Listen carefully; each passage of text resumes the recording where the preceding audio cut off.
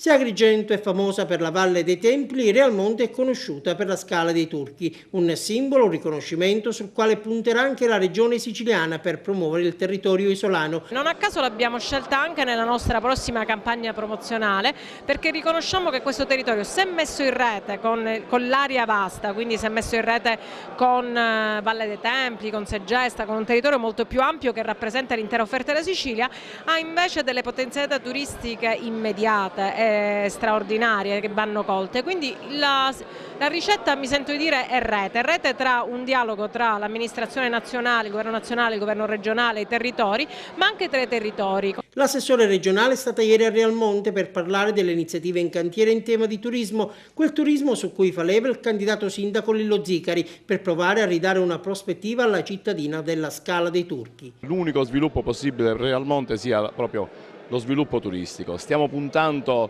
su questo tipo di sviluppo e ci crediamo veramente. Oggi è venuta qua, tra l'altro, come avete visto, l'assessore regionale Cleo Licalzi, appunto dell'assessorato Sport, Turismo e Spettacolo, a dare un contributo e a dare forza alle nostre idee.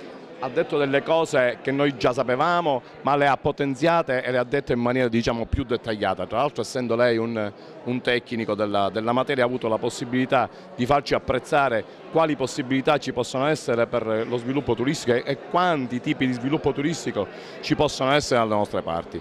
Io credo fermamente che lo sviluppo di questa terra e di questo nostro paese sia appunto legato allo sviluppo turistico, ma come turismo per far crescere soprattutto l'economia e creare posti di lavoro. Ma Realmonte ha torto ragione, c'è chi la identifica in qualche modo anche con la miniera dell'Italcali. Il suo futuro e le preoccupazioni dei cittadini stanno agitando la campagna elettorale.